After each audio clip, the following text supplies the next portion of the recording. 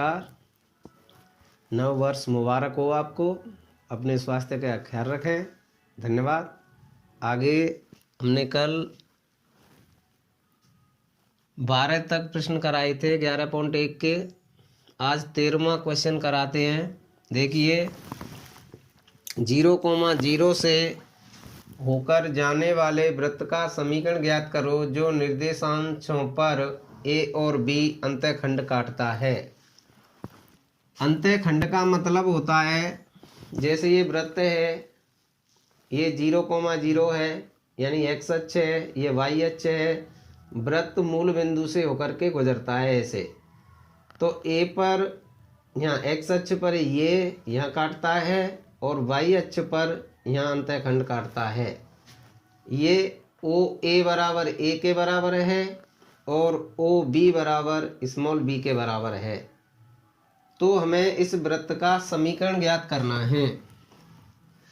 देखिए, हम मानते हैं वृत्त का केंद्र h, k है ये, और केंद्र से परिधि तक की दूरी को हम त्रिज्या कहते हैं, अर्थात OP। ये r के बराबर है। ये त्रिज्या हो गई। हम इस पे लंब डालें ऐसे ऐसे, तो ये वृत्त की जीवा है। इस पे लंब डाला हमने, ऐसे ही हम इधर लंब डाल सकते हैं ऐसे। ये तो ये बिंदु इस पे लंबवत है, यानी केंद्र इस पे लंबवत है। तो ये दूरी और ये दूरी, इसका हम कोई नाम देते हैं m और ये नाम देते हैं n। ये लंबवत हो गई। केंद्र से जीवा पर डाला गया लंब जीवा को समद्विभाजित करता है, अर्थात ये पूरी ए की है तो ये a/2 की हो जाएगी, और ऐसे ही ये पूरी b की है तो ये b/2 हो जाएगी, b/2। अब केंद्र के निर्देशांक हमें यहाँ से मिल जाएंगे। ये OM बराबर h के हो जाएगा, अर्थात h बराबर a/2 और ON बराबर b/2 के बराबर हो जाएगा, अर्थात k बराबर b/2। तो वृत्त का समीकरण हमारा होता है x minus h whole square plus y minus k का होल स्क्वायर बराबर r स्क्वायर। यहाँ से हम तुलना करें तो h बराबर हो जाएगा हमारा, h बराबर a/2 और b बराबर, ये k बराबर हो जाएगा b/2, अर्थात केंद्र हो जाएगा हमारा, केंद्र a/2, b/2। अब हम त्रिज्या ज्ञात कर सकते हैं इसकी। OP बराबर r है, OP बराबर r, OP स्क्वायर बराबर r स्क्वायर। दो बिंदुओं के बीच की दूरी, तो ये हो जाएगा हमारा, ये a माइनस, यानी ये x का काम करेगा ये वाला, तो ये हो जाएगा a/2 माइनस 0 का whole square plus b/2 minus 0 का होल स्क्वायर बराबर r स्क्वायर। यहाँ से मिला हमें a²/4 प्लस b²/4 बराबर r स्क्वायर। यहाँ से r का मान आ गया। अब इसमें हम h के, k के और r के मान रखते हैं समीकरण 1 में। तो x माइनस a/2 का whole square plus y minus b/2 का होल स्क्वायर बराबर r स्क्वायर बराबर ये है a²/4 प्लस b²/4।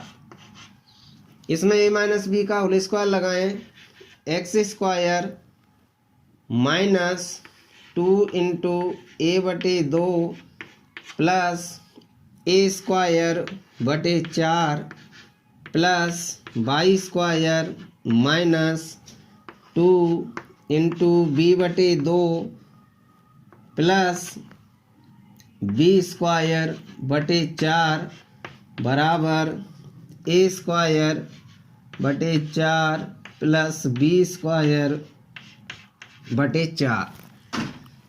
अब देखिए ए स्क्वायर बटे 4 से ए स्क्वायर बटे 4 कैंसिल, बी स्क्वायर बटे 4 से बी स्क्वायर बटे 4 कैंसिल, 2 से ये 2 कैंसिल, इस 2 से ये 2 कैंसिल। यहाँ से हमें मिला एक्स स्क्वायर माइनस ये एक्स और था यहाँ वाई था,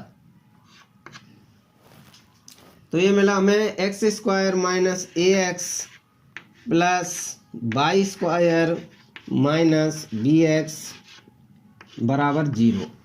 ये हमारे वृत्त का समीकरण हुआ।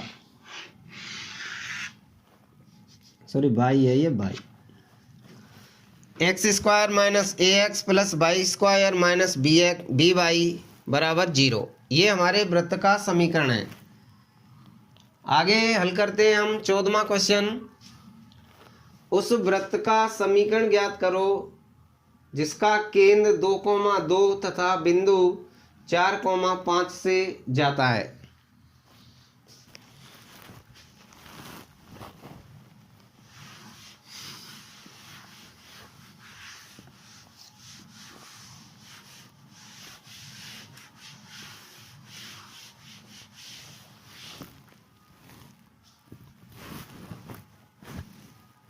उस वृत्त का समीकरण ज्ञात करना है जिसका केंद्र दे रखा है। 14वां क्वेश्चन है, केंद्र मान लेते हैं हम h, k और त्रिज्या मान लेते हैं हम r। तब बिंदु दे रखा है हमारा h बराबर 2 और k बराबर 2। तब वृत्त का समीकरण होगा, तब वृत्त का समीकरण x माइनस 2 का whole square plus y minus 2 का होल स्क्वायर बराबर r स्क्वायर। ये समीकरण 1 हो गया हमारा।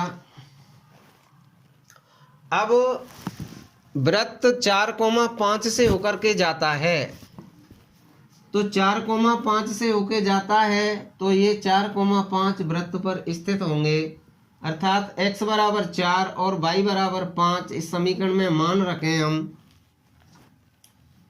बिंदु 4,5 से होकर जाने वाले वृत्त का समीकरण, अर्थात x बराबर 4 यहाँ रखेंगे, 4 माइनस 2 का होल स्क्वायर प्लस 5 माइनस 2 का होल स्क्वायर बराबर r स्क्वायर। 4 में से 2 घटाएं 2 बचा, 2 का स्क्वायर प्लस 5 में से 2 घटाएं 3 बचा, 3 का स्क्वायर बराबर r स्क्वायर। यहाँ से 2 का स्क्वायर 4 प्लस 3 का स्क्वायर 9 बराबर r स्क्वायर। 4 और 9 13 बराबर r स्क्वायर। ये r स्क्वायर बराबर 13 हुआ। अब r का मान समीकरण 1 में रखने पर, यानी r स्क्वायर का मान समीकरण 1 में रखने पर, r स्क्वायर का मान समीकरण 1 में रखने पर x माइनस 2 का whole square plus y minus 2 का होल स्क्वायर बराबर 13। a माइनस बी का होल स्क्वायर लगाओ, इसमें x square minus 4x plus 4 plus Y square minus 4y plus 4, ये 13 को इधर ले आए माइनस 13 बराबर 0। X square minus 4x plus Y square minus 4y plus 4 और 4 8 माइनस 13 बराबर 0। X square minus 4x plus Y square minus 4y माइनस 5 बराबर 0। ये हमारे वृत्त का समीकरण हुआ।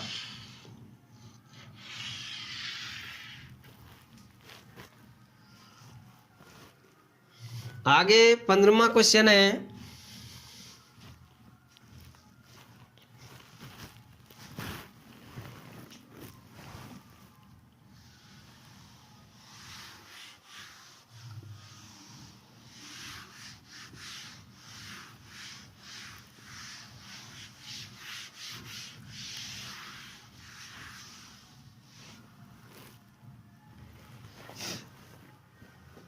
क्या बिंदु -2.5, 3.5 वृत्त X square plus Y square बराबर 25 के अंदर या बाहर या वृत्त पर स्थित हैं?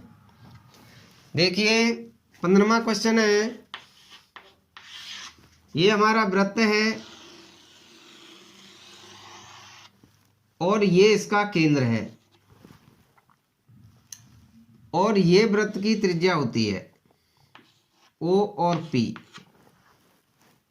OP वृत्त की त्रिज्या है R। अगर हम OP के बीच की दूरी निकालें, वो बिंदु P वृत्त के बाहर भी स्थित हो सकता है, वृत्त पर भी स्थित हो सकता है और वृत्त के अंदर भी स्थित हो सकता है, लेकिन जो R होगी वो वृत्त की त्रिज्या होगी। तो हम एक बिंदु हमारा ये है और एक बिंदु ये है और वृत्त की त्रिज्या है हमारी 25। अगर OP निकालें, एक तो हम ऐसे कर सकते हैं या फिर इन बिंदुओं को हम इसमें रखें। अगर ये 25 के बराबर आ जाए तो हम कहेंगे कि बिंदु -2,5 और 3.5 वृत्त पर स्थित होगा, क्योंकि वृत्त की त्रिज्या के बराबर आ जाएंगे। अगर ये दूरी 25 से कम आती है तो हम कहेंगे कि ये बिंदु वृत्त के अंदर स्थित होगा। अगर ये X square plus Y square को मान 25 से ज़्यादा आता है तो हम कहेंगे ये बिंदु वृत्त के बाहर स्थित होगा। अर्थात हम OP निकालते हैं। OP बराबर होगा OP के बीच की दूरी और इसको मूल बिंदु मान लेते हैं। क्या ये बिंदु इतने ये इस पर है, या आप यहाँ से कर सकते हैं। तो पहले इसमें हम मान रख के देखते हैं। OP बराबर होगा R। OP बराबर R, तो OP स्क्वायर बराबर R स्क्वायर। दो बिंदुओं के बीच की दूरी और मूल बिंदु मान लेते हैं हम 0,0। इनका स्क्वायर करके देखते हैं।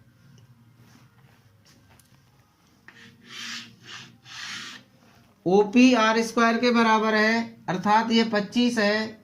तो हम इस समीकरण 1 में समीकरण दे रखा है X square plus Y square बराबर 25। ये हमको दिया है ये बिंदु -2.5, 3.5 वृत्त को संतुष्ट करेंगे।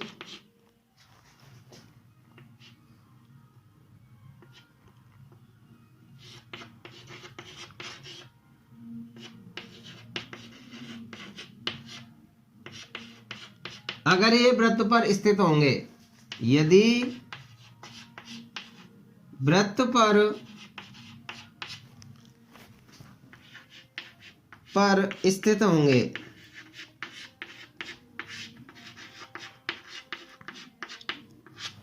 यहाँ रखते हैं हम 2.5 का होल स्क्वायर प्लस 3.5 का होल स्क्वायर बराबर 25।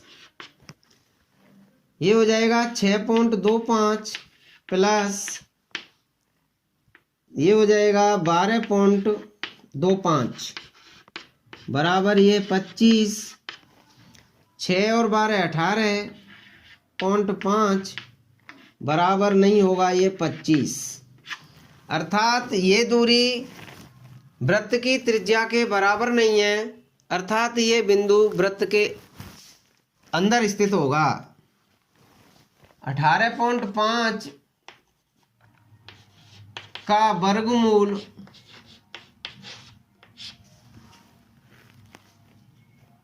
निकालो यार, यहीं से कर लो। आर स्क्वायर निकाल लिया है हमने, इसका भी स्क्वायर कर लिया, तो ये दूरी इसके बराबर नहीं है, वर्गमूल निकालने की आवश्यकता नहीं है।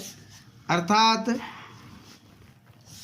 ओपी के बीच की दूरी ओपी का स्क्वायर बराबर नहीं है आर स्क्वायर के। अतः बिंदु -2.5 और 3.5 वृत्त के अंदर स्थित होगा।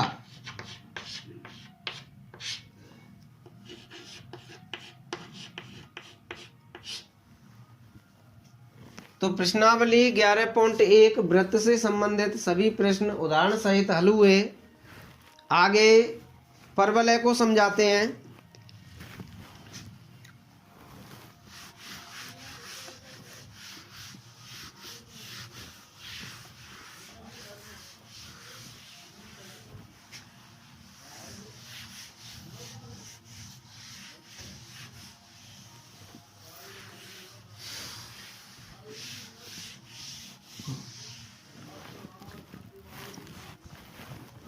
परवलय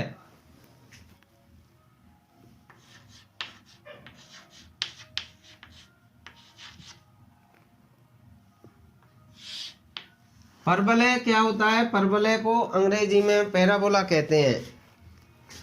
पारा का अर्थ होता है से और बोला का अर्थ होता है फेंकना। अर्थात गेंद को हवा में फेंकने से जो पथ बनता है वो पैराबोला कहलाता है, अर्थात परवलय कहलाता है। तो परवलय की परिभाषा क्या है? परवलय की परिभाषा है किसी बिंदु का बिंदु पथ, किसी बिंदु का बिंदु पथ परवलय कहलाता है। किसी बिंदु का बिंदु पथ परवलय कहलाता है यदि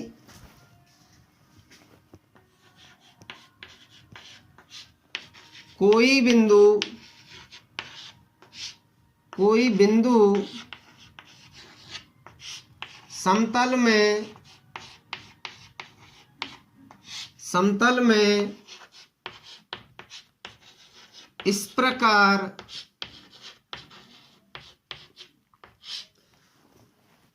गमन करता है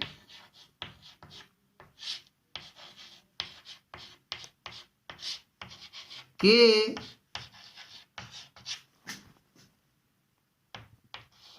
उस बिंदु से किसी स्थिर रेखा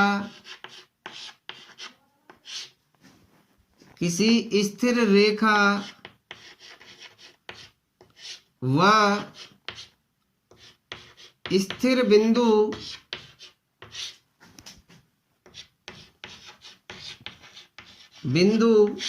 से दूरी समान रहे।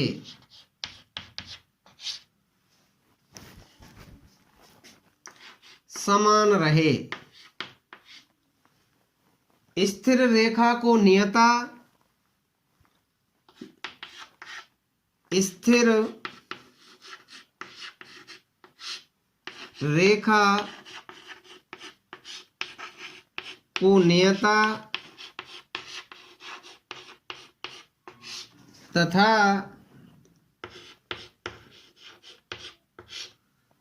स्थिर बिंदु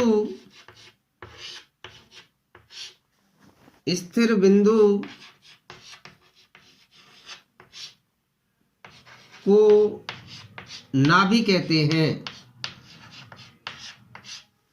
उस स्थिर रेखा को नियता तथा स्थिर बिंदु को नाभि कहते हैं।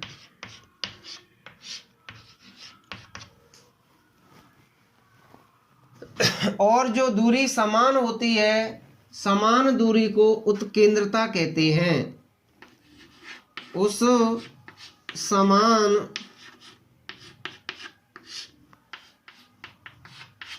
समान दूरी को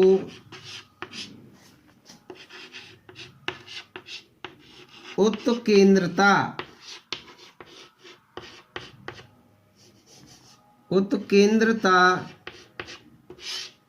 कहते हैं।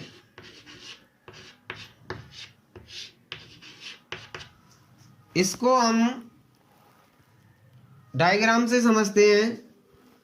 जैसे कोई एक स्थिर रेखा है, ये कोई स्थिर रेखा है, ये जेड कोई स्थिर रेखा है, और एक कोई स्थिर बिंदु है, ये स्थिर बिंदु है, इसको F मान लें, स्थिर बिंदु को। अब देखिए, परवलय किसी बिंदु का बिंदुपथ परवलय कहलाता है यदि कोई बिंदु समतल में इस प्रकार गमन करे कि उस बिंदु से, यानी कोई बिंदु है हमारा यहाँ, ऐसे कोई बिंदु है P मान लेते हैं हम, तो ये दूरी और ये दूरी हमेशा समान रहे।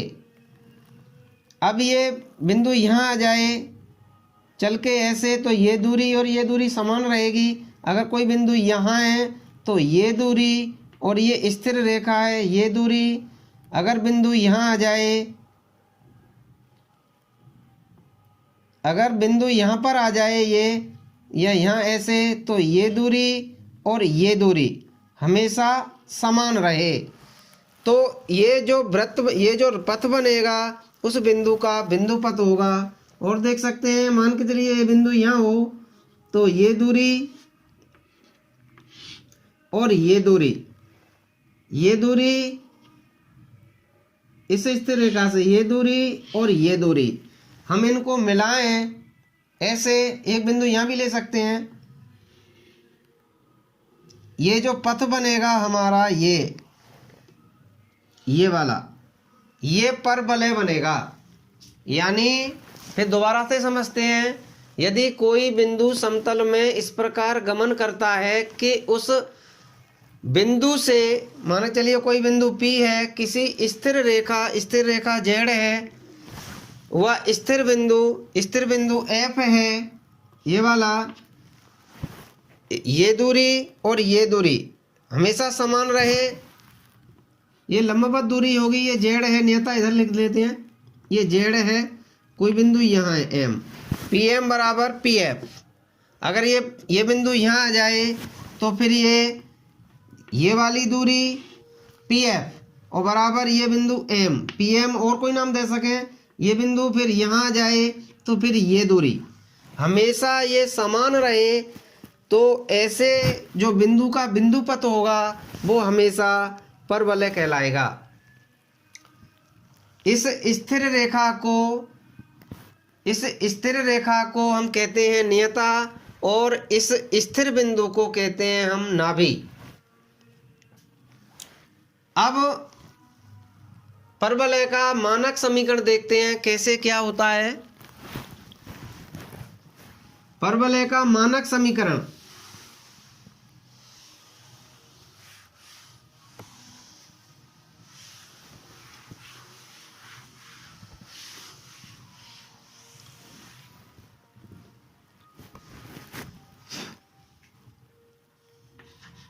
परवलय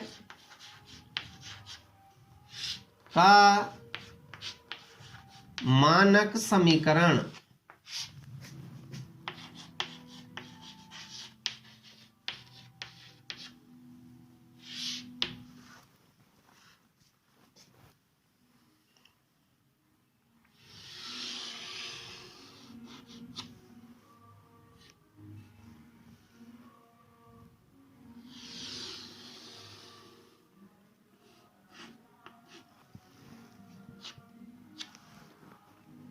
ये एक्स अक्ष है,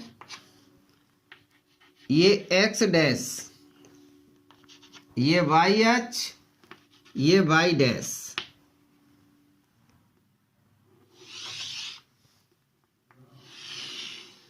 ये हमारा परवलय है।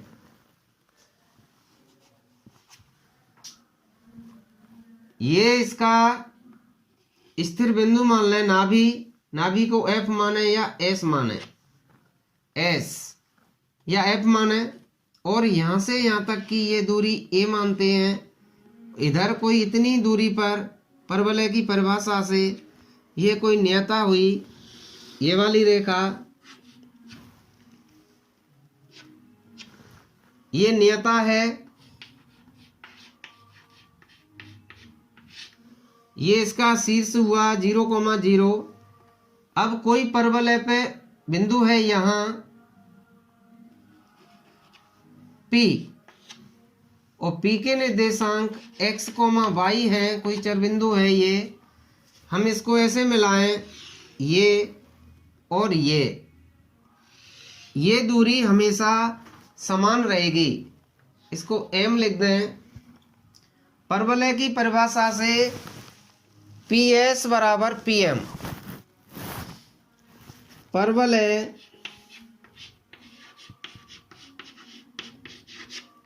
परवलय की परिभाषा से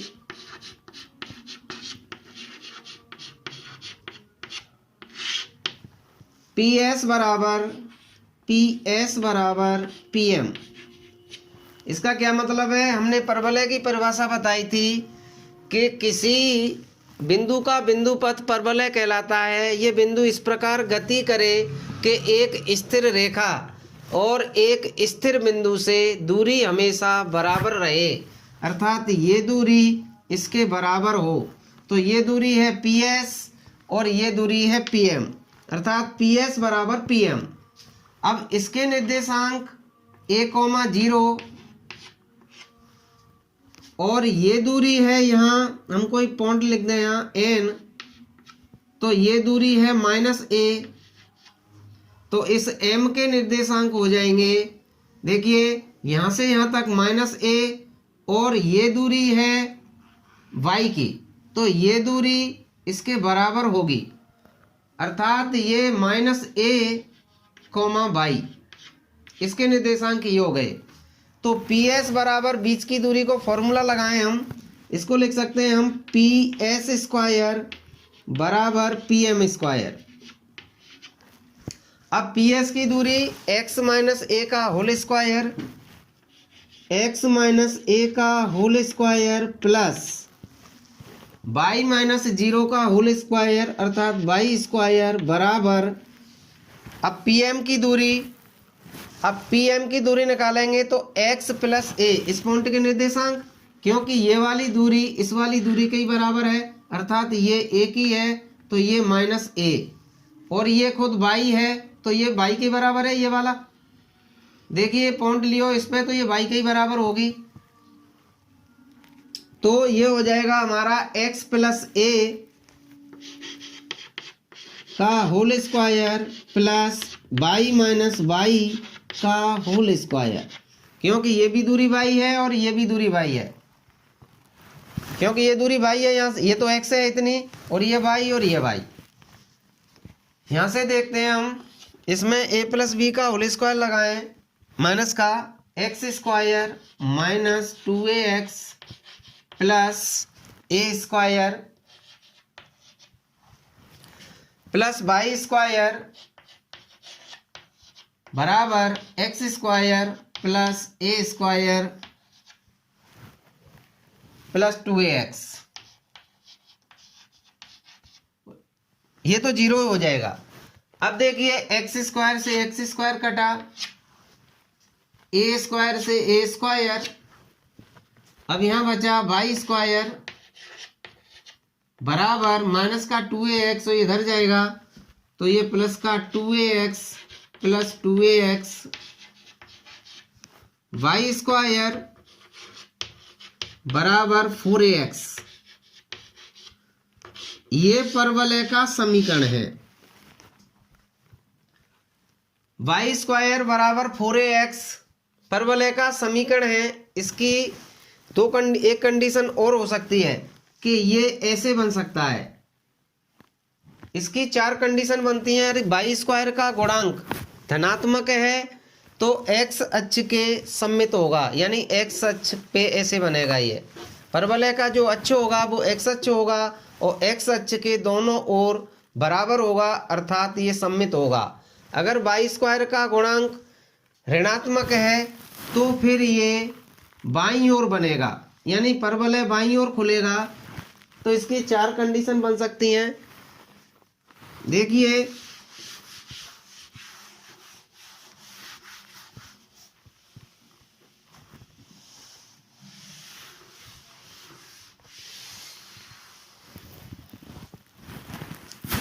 पहली कंडीशन बता दी प्रूव करके, ये स्थिति ऐसे हो सकती है।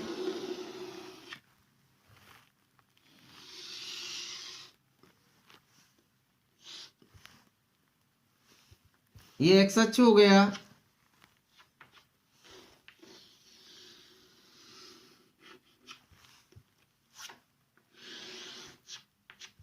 ये वाई अक्ष, और ये इसकी नियता, ये इसकी नाभि है एस ए कॉमा 0। ये स्थिति हो गई और ये इसका शीर्ष है।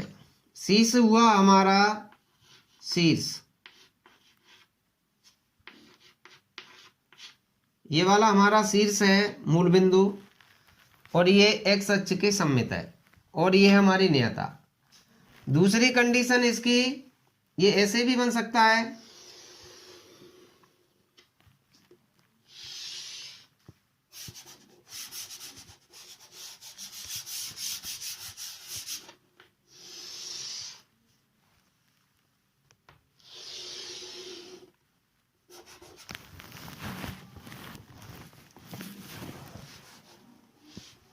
जब वाई स्क्वायर का गुणांक ऋणात्मक होगा तो ये कुछ इस टाइप का होगा।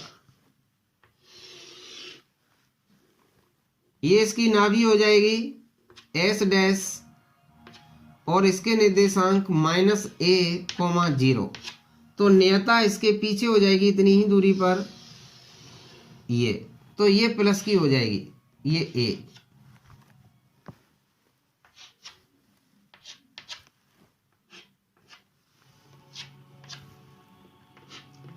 तीसरी कंडीशन क्या हो सकती है कि ये अगर एक्स स्क्वायर का गुणांक धनात्मक हो तो ये ऐसे बनेगा,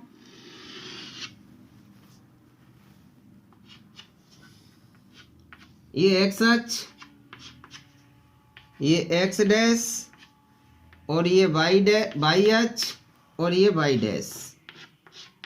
इसकी नियता होगी यहाँ नीचे की ओर, और इसकी नाभि होगी एस 0,a के रूप की। यहां से a है वाई अक्ष पर। अगर ये नीचे बने ऐसे, तो यहां इसकी नाभि होगी एस डैश, और इसके निर्देशांक 0,-a। तो ये नियता इतनी ही दूरी पर पीछे होगी। ये वाई अक्ष है, ये एक्स अक्ष,